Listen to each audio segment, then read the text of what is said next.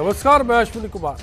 निकाय चुनाव में इस बार पोस्टर्स के जरिए प्रचार का जो तरीका कांग्रेस और बीजेपी ने अख्तियार किया है, लोगों में इसकी चर्चा जोर शोर से है। चुनाव के ऐलान के बाद बीजेपी प्रदेशाध्यक्ष ने इशारा किया था कि कमान गृह मंत्री कटारिया के हाथ में होगी, लेकिन वो प्रचार की हर तस्वीर से गायब है।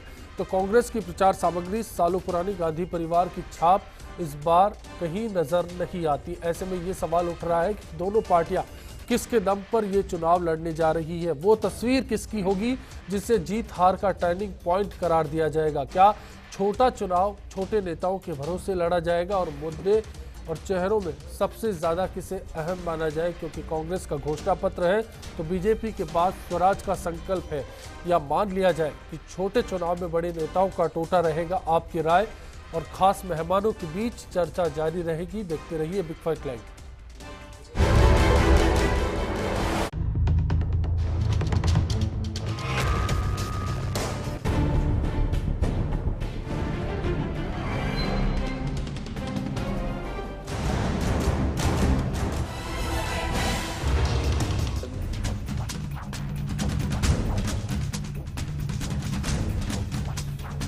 बिग फाइट में आज के इशू पर चर्चा के लिए स्टूडियो में खास मेहमान हमारे साथ है। बीजेपी नेता अशोक पांड्या जी हमारे साथ है, कांग्रेस नेता मनोज दुग्गल जी हमारे साथ हैं, विश्लेषक जीसी जाखड़ साहब हमारे साथ हैं और वरिष्ठ पत्रकार जगदीश शर्मा जी इस बातचीत के दौरान हमारे साथ मौजूद रहेंगे। तो तस्वीर का एक पहलू हमारे सामने है। जगदीश शर्मा जी, मैं आपसे शुरुआत करता हूँ। एक बात है कि पायलट को देखा जाए पूरे प्रचार अभियान के तौर पर है प्रदेशाध्यक्ष है, लेकिन बीजेपी के प्रदेशाध्यक्ष को इस बार देखा जाए प्रचार अभियान में कहीं नजर नहीं आते। जयपुर की टिकटों के सिवा अगर उनकी तस्वीर का जिक्र किया जाए, पहले इन दोनों पार्टी प्रदेशाध्यक्षों से अगर शुरुआत करेंगे, आपको क्या लगता है प्रचार की स्ट्रेटेजी क्या है दोनों पार्टियों की इस बार? प्रचार की स्ट्रेटेजी पार्टी की पॉलिसी है, उनका अब तक का किया हुआ कामकाज है, और जो कुछ भी जैसे कांग्रेस सोच रही है कि हमको जो है दबे हुए वोट मिलेंगे, जो लोगों की फीलिंग जो 8-10 महीने के शासन में डेवलप हुई है, जैसे कि विधानसभा चुनाव में कहा जा रहा है कि हुई थी, तो उस तरह के आधार बनाए। लेकिन मुझे एक बात बताइए, हम पिछले एक डिबेट में और थे शामिल जी, ये बात मैंने उठाई थी कि ये चुनाव, निकाय के जो चुनाव होते हैं, ये इतने ग्राउंडेड लेवल के इलेक्शन होते हैं जिसमें कि पार्टी पॉलिटिक्स ज़्यादा इन्वॉल्व होनी नहीं चाहिए। जो बढ़िया कैंडिडेट है किसी भी पार्टी का हो और वो काम करने वाला हो, धरातल पर उसकी पकड़ हो, उस आदमी को जीतना चाहिए। इसके लिए बड़ी राजनीति करने की कोई जरूरत भी नहीं। ये आइडियल बात हुई जो आदर्श स्थिति का जिक्र आपने किया, लेकिन ऐसा होता नहीं है। इससे पहले भी जब नगर निगम और या ग्राम पंचायतों के चुनाव होते हैं तो कोई बड़े लीडर्स सभाएं करने पहुंचते हों, ऐसा नहीं है। ये उदाहरण तो केवल नरेंद्र मोदी ने रखा है जब विधानसभा चुनाव में प्रधानमंत्री 23 रैली करने के लिए पहुंच रहे हैं, उनके लिए प्रेस्टीज इशू है। परसों वो ऑस्ट्रेलिया से वापस लौट रहे हैं और बताते हैं कि अब कश्मीर में ये अभियान शुरू करेंगे। तो हमारे दिमाग में ये एक आदर्श सा बन गया है कि बड़े नेता होंगे तभी चुनाव जीता जाएगा। ऐसा नहीं है, बड़े नेताओं के बिना भी चुनाव जीता जाएगा। चुनाव तो कोई न कोई जीतेगा ही जी, लेकिन क्या चुनाव में बड़े नेताओं का होना जरूरी है? बड़े नेता होकर भी क्या करेंगे? क्योंकि बड़े नेताओं के बीच में आपसी फाइट बहुत ज़्यादा है, आपस में संबंध बहुत अच्छे नहीं है। देखिए, आप चाहे भारतीय जनता पार्टी को ले लीजिए या कांग्रेस को ले लीजिए, दोनों में बड़े नेताओं के बीच में जिस तरह का द्वंद्व चला हुआ है, अखबारों में भी साया है सारा, और जो कार्यकर्ता हैं वो सब खुद अपने अंदर से पहचान रहे हैं कि द्वंद्व क्या है। तो उस द्वंद्व के बीच में बड़े नेता आएंगे तो हो सकता है कि कुछ कार्यकर्ता बिगड़ जाएं जी, इसलिए नहीं जाना ही उचित कदम समझा जा रहा है। अशोक पांड्या जी, गुलाब जी का प्रचार अभियान से दूर रहना, वसुंधरा जी की तस्वीर का जो पैमाना है उसके मुताबिक फील्ड में सक्रिय ना होना, क्या यही इशारा करता है जो बात जगदीश जी ने अभी हमसे की? नहीं, गुलाब जी भाई साहब को जो काम दिया था वो पूरे चुनाव की टिकटों को वितरण में उनकी भूमिका थी। चुनाव के लिए खड़ा करने के लिए जो जगह जगह कार्यकर्ताओं की नियुक्ति उनकी भूमिका थी। प्रचार अभियान में तो जो हमारे प्रदेश की नेता है वसुंधरा जी, हमारे राष्ट्रीय नेता है। कहाँ है वसुंधरा जी? है कहाँ प्रचार अभियान में, कहाँ नजर आती है? म्यूनिसिपैलिटी और निकाय चुनाव में कभी मुख्यमंत्री सीधे, आज तक की परंपरा भी नहीं है ऐसी कि वो सीधे भाग ले या सीधे कोई। अभी जयपुर में जरूर एक सभा को उन्होंने संबोधित किया जब ये सारा प्रचार अभियान को शुरू किया था। उसके बाद अब प्रदेश में इस तरह का कभी न तो परंपरा है न कोई आवश्यकता है। कांग्रेस का जिक्र सवाल है दुग्गल साहब, मुझे याद है पिछले चुनाव में कड़ी से कड़ी जोड़ने का जिक्र करते थे सीपी जोशी और अशोक गहलोत। दोनों साथ चलते थे इस बात को लेकर और निकाय चुनाव में सक्रिय रहे थे। जी जी, बात की थी। मैं आदरणीय जगदीश जी की बात से सबसे पहले सहमत हूँ कि ये लोकल चुनाव है और लोकल चुनाव में प्रत्याशी जो वहाँ का क्षेत्र का है, प्रभावी है, काम करने में सक्षम है, उसको जनता को चुनना चाहिए बनिस्बत पार्टी के। दूसरा, मेरा पांड्या जी की बात पे मैं आ रहा हूं कि ये भाजपा का पहली भाजपा की सरकार है कि जो अपना घोषणा पत्र नहीं बना पाई निकाय चुनाव में, क्योंकि इन्होंने जो स्वराज यात्रा के दौरान घोषणाएं की थी, वादे किए थे, ये उसमें से एक को भी अमल में नहीं ला पाए। जो भाजपा एक भी अपनी घोषणा पे अभी 1 साल पूरा होने के बावजूद अपनी कार्रवाई नहीं शुरू कर पाई, वो भाजपा निकाय चुनाव के लिए किस मुंह से जाए, क्या वादा करे जनता को, क्योंकि जनता इनसे भ्रमित है। जनता ने भ्रमित होकर इनको अच्छे दिन के चक्कर में वोट दे दिए, लेकिन राज्य सरकार 1 साल में सुपर फ्लॉप रही है, लकवाग्रस्त है और बिल्कुल कुंभकर्णी नींद सो रही है। जनता इनको उपचुनाव में पहले परिणाम 4 में से 3 सीटें हरा के दिखा चुकी है, लेकिन मुझे नहीं लगता। और अब बात आप पायलट साहब की कर रहे हैं, वो हमारे युवा ऊर्जावान प्रदेश की पहचान है। आज उनको पूरा प्रदेश चाहता है पायलट साहब को। आज परनामी जी, और अगर हम पायलट साहब का नाम लें तो परनामी जी की शायद पहचान जयपुर के बाहर नहीं होगी, लेकिन पायलट साहब स्वर्गीय राजेश पायलट जी के पुत्र हैं, उनकी पूरी राजस्थान में पहचान है। और निश्चित रूप से निकाय चुनाव में उनके नेतृत्व में वो जो मेहनत और लगन से, उन्होंने एक बहुत अच्छी बात कही थी कि बर्तन की तरह मांझ के मैं दिखाऊंगा इस कांग्रेस को।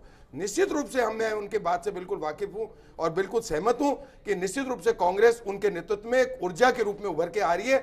उपचुनाव में परिणाम दिखे थे और निकाय चुनाव में उनके नेतृत्व में हम अच्छे सिर्फ इसीलिए गांधी परिवार को दूर रखा है, ऐसी कोई बात नहीं है कि ये प्रदेश का चुनाव। चलिए जाखड़ साहब, मैं आपके पास आऊं, उससे पहले कृष्णा कोरानी जी जयपुर से हमारे साथ जुड़े हैं। बताएं कृष्णा जी, कुछ कहना चाह रहे हैं आप? हाँ सर, नमस्कार। नमस्कार सर, मैं एक्चुअली ये बीजेपी के जो वरिष्ठ नेता खड़े हैं, मैं बैठे हैं जी, इनसे मैं एक सवाल करना चाहूंगा आपके माध्यम से। जी सर, पहली बात तो नंबर 1 कि हम बीजेपी को वोट क्यों दें।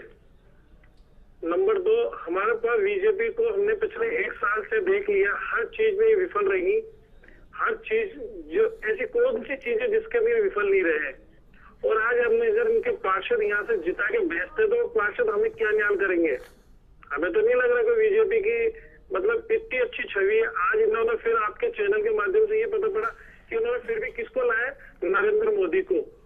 नरेंद्र मोदी ही इनके पास है जिसके चेहरे पे ये आज भी इस भरम में है। बशर्त मैं तो इतना ही जानता हूँ कि आने वाले जो निकाय के जो 46 जगह पे जो निकाय के चुनाव हो रहे हैं, इसके आपके चैनल के माध्यम से ये जरूर कह सकता हूँ कि कांग्रेस की बहुत शानदार जीत होगी, क्योंकि हर युवा। चलिए कृष्णा जी, हम इस तस्वीर को समझ चुके हैं। शुक्रिया बिग फाइट से जुड़ने के लिए। जाखड़ साहब, जैसे कि कॉलर का जिक्र था, हो सकता है वो किसी पार्टी से समर्थित हो, जो भी तस्वीर हो, लेकिन एक पहलू का उन्होंने जिक्र किया कि वोट क्यों दिया जाए, किस आधार पर दिया जाए, क्या स्थानीय प्रतिनिधि के आधार पर, पार्टी के आधार पर, क्योंकि उनके सामने जो छवि है पार्टी की है। जिस पार्टी को समर्थन पहले दिया उसका क्या रहा, क्या ये नतीजे देखे जाएंगे? देखो सर, निकाय चुनाव है, इनमें नेशनल या स्टेट लेवल की पार्टी को ना दे के जो क्षेत्रीय प्रतिनिधि है, जो सर ग्रास रूट पे क्या काम करता है, ये खास मायने रखता है। इसमें मोदी जी हो या सोनिया जी, इनकी पॉलिसी काम नहीं, क्योंकि जो लोकल लेवल का चुनाव है तो इसमें लोकल। लेकिन पोस्टर्स में जिस तरह से मोदी जी की तस्वीर है, एक बड़ी तस्वीर है जिसके आधार पर वोट मांगे जाते हैं, स्वच्छ भारत अभियान का जिक्र किया जाता है, स्मार्ट सिटी बनाने का वादा मोदी जी के जरिए आ रहा है, वाया मोदी जी आ रहा है। क्यों जगदीश जी, आप इस पर क्या कहना चाहेंगे? देखिए साहब, ये नारे बहुत अच्छे हैं और काम भी बहुत अच्छा है। प्रधानमंत्री जी के वाया, प्रधानमंत्री के नाम से पूरी पार्टी चल रही है। अभी आप देख लीजिए, पार्टी में प्रधानमंत्री और उनके जो राष्ट्रीय अध्यक्ष हैं, इस दो के अलावा किसी महत्वपूर्ण नेता का कोई स्थान दिखाई नहीं दे रहा है। जो एक्टिविटी है, जो प्रोजेक्शन है उसके अंदर, तो ये इसको दिखाने के अलावा और कुछ बचा नहीं है। राजस्थान में वसुंधरा राजे की फोटो लगा देंगे और उसके आधार पर सारी जगह वोट मांगेंगे। सवाल ये है कि पार्टी का ग्रास रूट लेवल पर कोई काम है क्या उनके अब तक चुने गए जनप्रतिनिधि जो हैं, जो नगर निगम के जो वार्ड पार्षद बने थे, उन्होंने सचमुच में कोई ऐसा काम किया है कि दूसरे जो कैंडिडेट आए वो प्रभावित होकर उसके लिए भी वोट जुटा सके, या ये कांग्रेस के लिए भी यही ऐसे ही लागू होती है? बिल्कुल, विधायक सवाल ये है कि ग्राउंड के लेवल पर अब विधायक, अब कांग्रेस के साथ तो स्थिति ये है कि जयपुर शहर में कोई विधायक ही नहीं है। भारतीय जनता पार्टी के साथ विधायक हैं, जैसे विधायक हैं वो आदि अखबारों में भी शाम को देख रहा था, कुछ ने अलग पोस्टर लगा रखे हैं, कुछ के पोस्टरों में एक अलग कहानी कही गई है और वो पोस्टर हटाए जा रहे हैं। द्वंद्व हो रहा है अंदर पार्टी के अंदर। तो ये केवल यहाँ अपन जयपुर में बैठकर ही नहीं देख रहे हैं, पूरे राजस्थान बाकी की जगह भी तस्वीर का यही जिक्र। स्थिति है जी। जगह जगह पर नेताओं के बीच में आपस में मनमुटाव होता भी है। सत्ताधारी दल जहां होता है वहां सत्ता की छोटी से छोटी यूनिट पर भी अपना कब्जा जमाने की एक लालसा चलिए होती है। राजसमंद की तस्वीर समझ लेते हैं। भैरू गुजर जी हमारे साथ वहां से जुड़े कॉलर है, बताइए भैरू जी। सर मैं कहना चाह रहा हूँ, माननीय वसुंधरा जी ने जी सुन रहे हैं आपको, बताएं। माननीय वसुंधरा जी ने ऐसा क्या किया 1 साल में जो अपने वापस वो वोट मांगने गए? उन्होंने एक भी काम नहीं किया। उसे लोग सब जान चुके हैं वसुंधरा जी ने कुछ भी काम नहीं कराया है। कि मुझसे वसुंधरा जी लोगों के सामने जाएगी? देखिए ये एक तस्वीर का पहलू आ जाता है। चलिए हम फर्स्ट इंडिया की एक रिपोर्ट है उसके जरिए भी समझने की कोशिश करते हैं। आज 2 बड़े नेता बीजेपी से गुलाबचंद कटारिया और कांग्रेस से सचिन पायलट दोनों प्रदेश के अलग अलग हिस्सों में थे, प्रचार अभियान के दौरान मशगूल थे। क्या तस्वीर वहां से निकल कर आती है वो समझते हैं।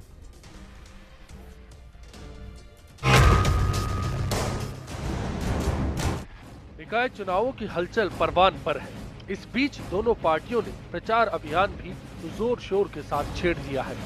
बीजेपी की आधिकारिक कमान हालांकि गुलाबचंद कटारिया के हाथ में है, लेकिन प्रचार से जुड़े पोस्टर्स में कटारिया दूर दूर तक नजर नहीं आते हैं। बस जब बयान देते हैं तो मैं के जरिए ये जताने की कोशिश करते हैं कि वो मैदान में है और निकाय चुनाव की जीत हार उनके लिए सबसे ज्यादा मायने रखती है। एकदम तो नहीं कह सकता कि मैं 46 ही जीत जाऊंगा, लेकिन मेरा मन कहता है कि 35 से अधिक सीटें भारतीय जनता पार्टी को मिले। देखो, अगर उनको संतुष्टि नहीं है तो वो हमारे पास आए, हम वो जिससे संतुष्टि की जांच चाहते हैं उसे दे देंगे। हम तो चाहते हैं सच्चाई का पता लगे। बीजेपी का पूरा प्रचार अभियान सिर्फ 2 चेहरों पर टिका है। पहला नरेंद्र मोदी और दूसरा मुख्यमंत्री वसुंधरा राजे। परिणामी कहीं कहीं दिख जाते हैं, लेकिन हर गली की जंग में ज्यादा तवज्जो पीएम मोदी को ही है। दूसरी तरफ कांग्रेस का हाल देखा जाए तो गांधी परिवार अब सीन से बाहर है। रही बात पूर्व मुख्यमंत्री अशोक गहलोत की, तो वो सिर्फ जोधपुर और जोधपुर में भी सरदारपुरा की गलियों में सिमटे दिखते हैं। पायलट को लेकर प्रत्याशियों में दिलचस्पी है, क्योंकि हाल में ही एक ऐसा नेता है जो प्रचार के लिए आ भी रहा है और कुछ बटोरने की कोशिश करता है। लेकिन कांग्रेस के पास भी उपचुनाव में मिली जीत और महंगाई के साथ ही बढ़ते अपराध जैसे मुद्दे हैं, जिनके दम पर अभी जमीन तैयार करना खासा मुश्किल नजर आता है। राजस्थान के अंदर पिछले 11 महीने में इस सरकार ने न सिर्फ आम आदमी की जरूरतों को नजरअंदाज किया है, लेकिन जो वातावरण आज बना राजस्थान में, 163 विधायक जीत कर गए थे, 25 सांसद जीते राजस्थान में। राजस्थान की जनता की तरफ से कोई कमी नहीं रही इस पार्टी को पूरा आशीर्वाद देने में। लेकिन मुझे दुख के साथ कहना पड़ता है कि बहुत निराशाजनक ये 11 महीने का कार्यकाल रहा। क्या कांग्रेस और बीजेपी स्थानीय और छोटे चुनाव के कारण इस बार बड़े नेताओं को प्रचार सामग्री से लेकर मुद्दों के बीच दूर रख रही है? क्या इस चुनाव में बीजेपी को भरोसा है कि अकेले मोदी का चेहरा ही जीत का मंत्र बनेगा? तो कांग्रेस को क्या लगता है जितना दूर गांधी परिवार रहेगा, विधानसभा और लोकसभा चुनाव की शिकस्त को जनता भूलेगी? सवाल सियासी गलियारों में जवाब का इंतजार कर रहा है। जयपुर से कॉलर जुड़े हैं, प्रशांत हमारे साथ हैं। बताएं प्रशांत जी, कुछ कहना चाह रहे हैं आप? मैं कह रहा हूँ, जिस तरह से इस बार के चुनाव में पूर्व मुख्यमंत्री अशोक गहलोत की उपेक्षा की गई है जी, और सचिन पायलट की तरफ से जितने बड़े क्षेत्र नेता जाते हैं उनको एक तरफ कर दिया गया जी, और टिकट वितरण में भी इस तरह की मनमानी चली कि जो आम कार्यकर्ता था खुद को उपेक्षित समझने लगा जी। मेरा सिर्फ वार्ड नंबर 32 आता है, उसमें सर एक ऐसी महिला को टिकट दे दिया गया कांग्रेस पार्टी से, जिसके खिलाफ थाने में मुकदमे दर्ज है और उसके बाद कार्यकर्ता शिकायत की सुनवाई नहीं हुई। यदि पूर्व मुख्यमंत्री अशोक गहलोत होते तो जयपुर जनता इतना समझते, पायलट साहब की न समझी कारण जो कार्यकर्ताओं से जुड़ा नहीं था, कहीं ना कहीं उसकी उपेक्षा या खामियाजा कांग्रेस के चुनाव में भुगतना पड़ सकता है। शुक्रिया आपका इस चर्चा में जुड़ने के लिए। तो ये एक तस्वीर है दुग्गल साहब, अब बताइए कांग्रेस में दरअसल चल क्या रहा है? जो तस्वीर है प्रचार अभियान की, जो मुहिम है, उसमें हकीकत क्या है? देखिए, निश्चित रूप से पायलट साहब ने हमारे युवा ऊर्जावान हैं, प्रदेश अध्यक्ष हैं और उन्होंने अपनी कमांड संभाल रखी है। एक लीडर होते हैं, लीडर को लीडरशिप में अपने आप को प्रस्तुत करने का पूरा मौका है और वो पूरी मेहनत और लगन से उन्होंने उपचुनाव में खूब मेहनत की, जगह जगह छोटी छोटी गांव ढाणियां गए, पार्टी को उठाया। आपके इस चक्कर में अशोक जी के समर्थक तो रूठ गए, सामने थी। नहीं, ऐसी कोई बात नहीं है। ये कोई 32 नंबर से कोई वार्ड की चर्चा कर रहे हैं, इसका ये मतलब नहीं है कि 32 नंबर से कोई ऐसी बात। लेकिन मैं प्रशांत जी एक बात आपको कहना चाहूंगा कि ये आज कांग्रेस लड़ रही है यूडी टैक्स को समाप्त करने में। हमने अपने मैनिफेस्टो के टाइम भी ये बात क्लियर की कि जयपुर की जनता को 1.25 लाख भूखंडधारियों को इन्होंने 500 करोड़ के बकाया 2007 से नोटिस थमाए हैं। अगर कांग्रेस का बोर्ड बना, निश्चित रूप से कांग्रेस पूरा यूडी टैक्स पूरे जयपुर शहर का माफ करेगी। जैसे हमने हाउस टैक्स के 380 करोड़ रुपए माफ किए। आप कहीं और ले जा रहे हैं, नेतृत्व की लड़ाई को मुद्दों पर ले जा रहे हैं। फिलहाल तो नेतृत्व हमारे की बात नेतृत्व में हम जो काम कहते हैं वो करके दिखाते हैं। हमने हाउस टैक्स का मुद्दा उठाया, हमने लोकसभा के चुनाव से पहले उसको खत्म किया। चलिए मेरे साथ जयपुर से अजमेर से मुकेश शर्मा जी जुड़ गए, उनसे भी समझ लेते हैं कि ये तस्वीर उनके हिसाब से कैसी है। मुकेश जी। हाँ सर, मैं ये बोल रहा हूँ सर, बीजेपी ने एक साल में एक बार काम तो कराया नहीं है सर। अभी हमारे को बेरोजगार और कर दिया। अभी जो नरेगा के अंदर जो पंचायती राज विभाग था ना सर जी, उसमें वो भर्ती भी समाप्त कर दी, सबको बेरोजगार कर दिया। तो हम तो कल प्रचार करने आएंगे सर अपने जयपुर में कि बीजेपी को वोट नहीं दी जाए। कई बार हम 1000 लड़के हम शामिल हो चुके हैं सर, और भी हमसे जुड़ना चाहेंगे तो और जुड़ जाएंगे सर हमारे से। इससे शुक्रिया इस चर्चा में आपका जुड़ने के लिए। चुनाव नहीं है लेकिन जी बिल्कुल बिल्कुल, अजमेर में चुनाव नहीं है, उसके बावजूद ये जो हालात है, मुद्दे की बात आती है। अब चेहरों पर भी बात करेंगे, ब्रेक के लिए जा रहे हैं, कुछ ही पलों में लौटेंगे। बिग फाइट में चर्चा जारी है, आखिर मुद्दे हावी रहेंगे या चेहरे? अगर चेहरे तो फिर कहां चले गए इस चुनाव से चेहरे? जो बीजेपी सरकार है वो ऊपर से गाइडेंस तो करेगी ना, तो गाइडेंस करेगी तो सुचारू रूप से सारा काम होगा। उनने पहले काम ही नहीं किया, काम में ऐसा किया जो कोई बेकार किया, कोई सफाई नहीं हुई, सारे कोई ने सुनवाई नहीं करी। सारे यहाँ के कोटा के लोकल ने, महापौर ने वगैरह ने सुनवाई करी नहीं पब्लिक की, इसलिए तो वो रुझान नहीं है। अब सबका बीजेपी की तरफ है, कमल का फूल, चाहे कैसे खड़ा जाए आदमी।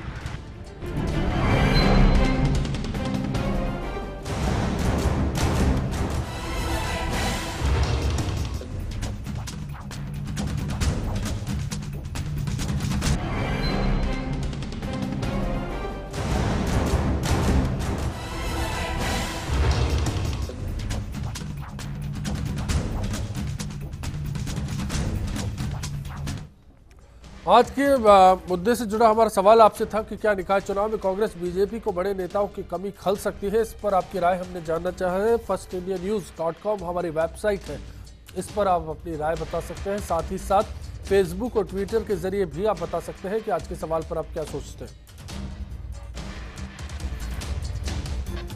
जयपुर से कॉलर जुड़े हैं, उस्मान खान साहब हमारे साथ हैं। उस्मान जी बताइए। सर मैं तो चाहता हूँ, मेरी सोच तो ये है सर कि सिर्फ लोग किसी बड़े नेता को नहीं देखें जी, सिर्फ विकास को देखें, ओनली विकास, कि हमारा विकास कौन करता है, बस ये देखें। ये आपने आदर्श बात की, लेकिन क्या ऐसा होता है बड़े नेताओं के पीछे जाके वोट नहीं गिरते? सर बड़े नेताओं के पीछे वोट गिरते हैं, पर क्या होता है सर, ये लोकल कार्यकर्ताओं की वजह से। लोकल कार्यकर्ता जो होते हैं ना, वो अपना आप लोगों को खेलने के था, वो मुख्यमंत्री ने कराया था, ये प्रधानमंत्री ने कराया था सर, इसलिए होता है जी। मेरी सोच तो सिर्फ यही है सर कि सिर्फ विकास को वोट दें। शुक्रिया आपका इस चर्चा में जुड़ने के लिए उस्मान जी। अशोक पांड्या जी, बीजेपी की तस्वीर का जिक्र कर रहे थे, जगदीश जी ने जैसे बताया कि जयपुर में जो पोस्टर वार छिड़ा हुआ है, बड़े छोटे का बड़ा चल रहा है। इस चक्कर में बड़े नेताओं ने खुद ने दूरी बना ली। मुख्यमंत्री जी की बात कर लीजिए, आपके प्रदेशाध्यक्ष मुख्यमंत्री जी एक सभा को संबोधित कर चुकी, चुनाव अभियान का शुरुआत कर चुकी। उसके बाद जयपुर में कभी भी परंपरा नहीं रही कि निकाय चुनाव में मुख्यमंत्री लेवल का कोई आए। भारतीय जनता पार्टी की सभी 91 वार्डों में आप मुझे बताइए, ये परंपरा कौन सी रही कि निकाय चुनाव में प्रधानमंत्री के पोस्टर लगा के वोट मांगे जाए? ये कौन सी परंपरा रही है? वो तो बीजेपी के पोस्टर छपेगा तो उसमें अटल जी की फोटो छपेगी, नरेंद्र भाई की छपेगी। वो तो कहाँ है अटल जी? जगदीश शर्मा जी, क्या ये जवाब से आप संतुष्ट है जो तर्क दिया अशोक पांड्या जी ने? नहीं, देखिए, ये मेरे ख्याल में मैंने ये पिछली अपनी बात में ये बात जिक्र की थी कि अब इनके पास दिखाने के लिए नरेंद्र मोदी हैं और राजस्थान में वसुंधरा राजे हैं। नरेंद्र मोदी के नाम से वोट मिला, नरेंद्र मोदी की छवि से वोट मिल रहा है, लेकिन क्या नगर निगम के चुनाव में भी नरेंद्र मोदी की छवि से वोट सवाल प्राप्त यही करेंगे? है हमारे पास। तो राजस्थान की कोई लीडरशिप नहीं है, या स्थानीय जयपुर की कोई लीडरशिप नहीं है। जयपुर की लीडरशिप जयपुर में चुनाव जिताएगी। विधायक को या कम से कम अपने विधायक आए, यहाँ के क्षेत्र के वार्डों की जिम्मेदारी होनी सांसद आए, चाहिए। और पार्टी में काम करने वाले और बहुत सारे नेता होते हैं। विधायक और सांसद तो एक दफे चुने जाते हैं, बाकी तो नेता इक्वली होते हैं, सीट एक को ही मिलती है। लेकिन बहुत सारे नेता ऐसे होते हैं जो विधायक के बराबर या सांसद के बराबर की हैसियत पार्टी में रखते हैं। उन लोगों को सामने आकर खड़ा होना चाहिए, उन लोगों को सामने आकर सभाएं करनी चाहिए और शहर की जिम्मेदारी लेनी चाहिए, चाहे वो कांग्रेस के हों चाहे बीजेपी के। चलिए, दोनों पार्टियों पर ही हम बात करेंगे। सीताराम जी जुड़े हैं जयपुर से हमारे साथ। सीताराम जी बताइए। सर, मैं ये कहना चाह रहा हूँ कि सचिन पायलट जी ने बीच में पेपर में निकला था कि 40 साल से कम उम्र के को हम टिकट देंगे, 40% टिकट देंगे जी, लेकिन ऐसा नहीं लगा जी। और उधर बीजेपी वालों ने जो एमएलए या मिनिस्टर लेवल के आदमी थे उनको पार्षद के लिए टिकट दे दी। तो क्या ये सिर्फ दिखावा है? ये एक सवाल आपका है, लेकिन जो मुद्दा आज हमारा है नेतृत्व को लेकर है। दरअसल वो नेतृत्व से फिर आपके इस मुद्दे पर आ जाते हैं। जाखड़ साहब, जगदीश ने जो बात कही अभी, उससे आगे कुछ आप जोड़ना चाहेंगे, कुछ कहना चाहेंगे? कांग्रेस और बीजेपी दोनों पहलुओं की बात हो रही है, दोनों में कहीं ना कहीं जमीन से नेता दूर है और कहीं बड़े नेताओं की दूरी है। जगदीश जी ने एकदम सही बताया कि सही बात है कि अपने जो निकाय चुनाव है इनमें नेशनल, जैसे मोदी जी हैं, वसुंधरा जी हैं, इनका पोस्टर से कुछ नहीं होगा, क्योंकि वास्तव में जो नीचे के वर्कर है, जो मतलब कार्यकर्ता है, उनके द्वारा किया गया कार्य इसमें मुख्य भूमिका निभाएगा। क्या वो कार्यकर्ता अपनी जिम्मेदारी सही निभा रहा है, उसके हिसाब से उसको वोट मिलेंगे। इसमें विधायकों का जिक्र है, खासतौर पर विधायक, जैसे विधायक प्रत्याशी जो हार गए वो भी इस दौरान टिकट वितरण से के कारण दूर है, कुछ की अपनी नाराजगियां है, मतभेद है आंतरिक। टिकट वितरण का तो मामला, क्योंकि नतीजों पर इन चीजों का असर आने वाला है। अभी सर जगह आप देखते हैं कि जैसे बीजेपी की लहर है, अब हर वार्ड में बीजेपी के ज़्यादा कार्यकर्ता मिलेंगे। अब हर कार्यकर्ता को टिकट मिलेगी नहीं, चाहे कांग्रेस का हो, वार्ड ये लोकल लेवल तक आ गए ना, तो लोकल लेवल तक कार्यकर्ता चाहे कांग्रेस हो चाहे बीजेपी हो अच्छे मिलेंगे, तो अब सभी को तो टिकट दी नहीं जाएगी। अब इसलिए वो क्या करेंगे, अपने क्षेत्र के अपने अलग मांग लेके आएंगे, इसलिए वो बाकी की चेहरों से ये चीज अलग चली जाती। सुमित्रा पाटनी हमारे साथ जुड़ी है, जयपुर से है। पता है सुमित्रा जी? हाँ जी, मैं जयपुर से बोल रही हूँ जी। हाँ, मैं ये पूछना चाहती हूँ, ये हमारे कांग्रेसी नेता हैं उनसे कि क्या आप इसी तरह का मेयर देंगे शहर में जो पहले की तरह काम नहीं कर रहे हैं? जहाँ तक है मेरा सवाल है कि उनके घर के बाहर की भी सफाई नहीं हुई, तो क्या हम ऐसा मेयर देना चाहेंगे? शायद इसी कारण इन्होंने इस बार मेयर को अपने पूरे पोस्टर अभियान से दूर रखा है। शहर की सबसे बड़ी नेता थी, लेकिन उनको कहीं नजर नहीं आने दिया। क्यों? नहीं, ऐसी कोई बात नहीं है। देखिए सुमित्रा जी, आपको मैं बताना चाहूंगा, क्योंकि आप नगर निकाय से अगर आप वाकिफ हैं, तो ये काम वहां की सुनीता आकड़ जी का था, जो पार्षद है वहां की। वो अपने काम में तो असफल रही और वो मेयर के ऊपर काम डालना चाहती है। मेयर का काम एडमिनिस्ट्रेशन का है, पार्षद का काम सफाई का है। जो स्थानीय पार्षद है, अगर वो अपने कामों से और दूर भाग रही है, तो जनता उसका विश्वास करेगी। अब मैं एक बात और कहना चाहूंगा कि अभी कॉलर लगातार इस पे जुड़ रहे हैं। एक बात बिल्कुल स्पष्ट है राजस्थान के मामले में कि हर नौजवान और बेरोजगार जिनको 15 लाख नौकरियों का आश्वासन आप भारतीय जनता पार्टी ने स्वराज यात्रा के दौरान दिया था, वो बहुत तंग है। वो इसका मुकाबला अब निकाय चुनाव में अपना बदला लेने के लिए तैयार है। राजस्थान का नौजवान, जो अजमेर का नौजवान कह रहा है हम जयपुर आके नहीं, लेकिन जो सवाल है, देखिए मेरा जो सवाल था कि आप जोधपुर के मेयर की बात कर लीजिए, बीकानेर के मेयर की बात कर लीजिए या जयपुर के मेयर की बात कर लीजिए, आपकी पूरी मुहिम के दौरान, घोषणा पत्र समिति के दौरान कहीं ये लोग नजर नहीं आए जिनको आपने बागडोर सौंपी थी। देखिए, मेयर बात का डर है आपको? मेयर हमारे प्रोग्राम के अंदर थी, प्रदेश कांग्रेस कमेटी के संवाददाता सम्मेलन के साथ थी, लेकिन चूंकि कांग्रेस के सारे नेता ही बता रहे हैं उनके बारे में, हो गया, पार्षद चुनेंगे मेयर, इसलिए उनको मेरे ख्याल से पांड्या जी की राय इससे अलग है कि कांग्रेस के नेता ही बता रहे हैं जगह जगह कि पिछले चुनाव में जब भी हारे, इन्होंने कहा कि मेयर के कारण हारे, और भारतीय जनता पार्टी मानती है मेयर के कारण सारी सीटें हम जीते हैं। ये जयपुर की नगर निगम ही सारे जो नगर निगम का कार्यकाल है, नगर निगम का काम करने का तरीका है। निश्चित रूप से हार गए, लेकिन हारे तो विकास करके आ रहे हैं। आज पूरा जयपुर जानता है मेट्रो कौन लाया, विकास कौन कर रहा है, टनल कौन लाया, आज एलिवेटेड रोड किसने बनाई, देख लिया लोगों ने, की थड़ी अंडरपास किसने देख बनाया, लिया लोगों ने, जेपी यादव अंडरपास किसने बनाया। जयपुर को सड़ा दिया आपने, जयपुर को सड़ा दिया, जयपुर को खड्डे भरा जयपुर कर दिया, जयपुर गंदा शहरों में हो गया, 139 नंबर पे पहुंचा दिया आपने। वो पार्षद समिति आपकी थी, सफाई समिति आपकी थी। जयपुर राजस्थान में जितने लोग हैं, जितनी नगर निगम इकाइयां हैं जिसमें कमेटियां थी, उनको काम नहीं करने दिया। सारे चेयरमैन आपके थे, बोर्ड आपका था, सारे 3 साल तक लगातार 22 तारीख को बटन दबेगा उस दिन आपको जवाब मिलेगा।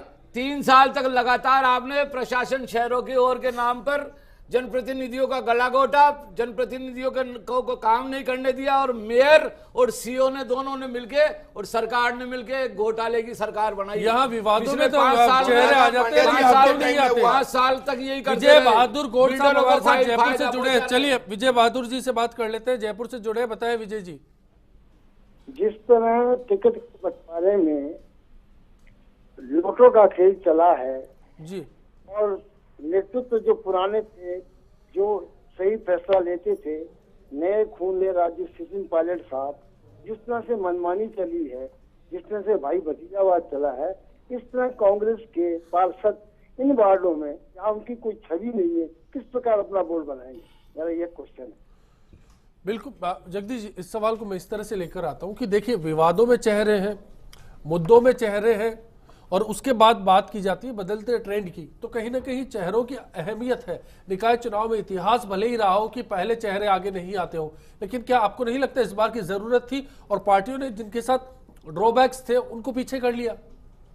देखिए, ये तो हर चुनाव में ही होता है कि जब कभी भी, चाहे वो विधानसभा का हो, चाहे लोकसभा का हो, या छोटे चुनाव, चाहे ग्रामीण लोकल सेल्फ का हो, हमारे ग्राम पंचायतों और पंचायत समितियों के, कि जिस नेता से ऐसा लगता है कि ये नुकसान करा देंगे, लेकिन आप नेता को शिफ्ट कर दिया जाता है। आगे है, लेकिन रहे कतार में रहे, मैं यही कह रहा हूं कि नेतृत्व का तो केवल ये देखा जाता है कि आदमी नेतागिरी करता कैसे है, यानी कि इसकी कमांड कितनी है राजनीति पर, और पब्लिक के बीच में जो इश्यूज हैं उनके ऊपर कमांड कितनी है।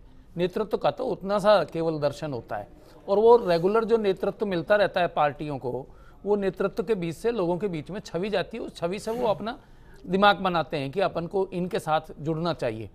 लेकिन जो स्थानीय स्तर पर काम होता है, जैसे कि एक विधानसभा क्षेत्र है, उसमें मान लीजिए कि 12 वार्ड पड़ रहे हैं, तो वो 12 वार्ड में एक विधानसभा का नेतृत्व किस तरीके का है, वहाँ कार्यकर्ता किस तरीके के हैं, वो कितना काम करा पाते हैं। लेकिन उन विधानसभाओं में पार्टी को रिप्रेजेंट करने वाले दोनों ही चेहरे, चाहे कांग्रेस का हो चाहे बीजेपी का हो, अगर ना हो तो फिर सवाल बुनियादी है। हमारे यहाँ तो सब लग रहे हैं विधायक। कहाँ है? हमारे यहाँ विधायक लगातार लग रहे हैं। सांगनेर का मंडल, पूरे मंडल कार्यकारिणी ने इस्तीफा दे दिया। नरपत सिंह जी कहाँ है? घनश्याम तिवारी जी कहाँ पर है? नरपत सिंह जी भी मैदान में है, कालीचंद जी रोज खड़े हैं।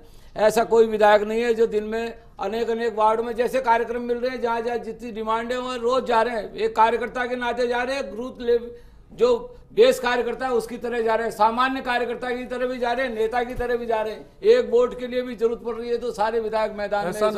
ऐसा ना हो कि कल सांगनेर की गलियों में पोस्टर लगे अशोक पांड्या जी झूठ बोल रहे थे। नहीं, कोई झूठ नहीं बोल रहा। अशोक पांड्या तो हमेशा सच बोलता है। पूरी पार्टी एकजुटता से पूर्ण सारे 91 हमारे यहाँ तो देखो आप, सारे 91 वार्डों में अलग अलग बूथ इकाइयाँ, और बूथ के भी बाद जो 10 घरों की एक कमेटी और बना रखी है जो एक वोट निकालने का काम करती है। पूरा माइक्रो लेवल तक हमारी पूरी पार्टी तैयार है। हमारे कोई नेताओं के भाषण की इनकी जरूरत ही नहीं है। मैं इसको समझूंगा कि कैसे जरूरत पड़ती है। महावीर जी जयपुर से जुड़े कॉलर हमारे साथ है, बताएं महावीर जी। नमस्कार साहब। नमस्कार। देखिए, जो जगदीश जी अपने वरिष्ठ पत्रकार आए हुए हैं, इनकी बात से मैं बिल्कुल सहमत हूँ जी। और अच्छा, अशोक पांडे जी ये बोल रहे हैं कि साहब मेयर के बारे में नहीं, मैं खुद अशोक पांडे जी से ये सवाल करना चाहता हूँ कि वार्ड नंबर 43 से ये जीते थे, इन्होंने कौन सा मतलब की काम करके दिखाया कि आप ये पूरे मतलब की कहते हैं कि हमारी पार्टी ये करती है वो करती है? कुछ नहीं। आप अपना जो मतलब की चुनाव का जो आपकी है, जिस तरीके से कांग्रेस ने घोषणा पत्र मतलब की दिया, उस जी चलिए अशोक जी इस पर जवाब दीजिए। हमारा शुक्रिया आपका जुड़ने के लिए। पूरे वार्ड में गंदी गलियों को पक्का कराया तो मैंने कराया। इसी पहला जयपुर शहर में सोथली वालों के रास्तों को तार रहित करके वहाँ हेरिटेज लाइट लगाई, वो मैंने लगाई। जयपुर में गंदी गलियों की निरंतर सफाई का जो काम यदि पहले हुआ है तो मेरे वार्ड नंबर 43 में हुआ। वार्ड नंबर 43 में जब मैं जीता था उसके बाद तो ये आप देख लो कि गली गली में पूछ लो किसी से मेरे काम के बारे में। तो चलिए व्यक्तिगत घोषणाओं का जिक्र हो गया, ब्रेक के लिए जाते हैं। ब्रेक के बाद लौटेंगे। लगातार चर्चा जारी रहेगी क्योंकि चेहरों की बात है, चेहरे कितने अहम है जानने की कोशिश होगी। ब्रेक के बाद भी कुछ जगहों का जिक्र जरूर होगा। कांग्रेस पायलट के निकाय के चुनाव के लिए केवल पायलट को ही शीर्ष नेता बना के चुनाव नहीं जीता जा सकता। बिल्कुल है, गुलाब चंद कटारिया ने बीजेपी भारतीय जनता पार्टी की जीवन पर्यंत सेवा की है। गुलाब चंद कटारिया की जो नीतियाँ है, जो बीजेपी की अनुरूप नीतियाँ है, तो एक जीता हुआ नेता है और बीजेपी के लिए एक जाना पहचाना चेहरा है। नहीं है, बिल्कुल नहीं है। कोई एक मतलब कोई बड़े स्तर पे कोई मीटिंग नहीं हो रही है। कोई मतलब जो टिकट का बंटवारा किया वो इसी स्तर पे किया, मतलब टिकट लेने को तैयार नहीं। एक अकेले के आदमी के भरोसे नहीं हो सकता ये काम, क्योंकि संगठन मिलके ही काम करेगा, तो अकेला थोड़ी काम करेगा।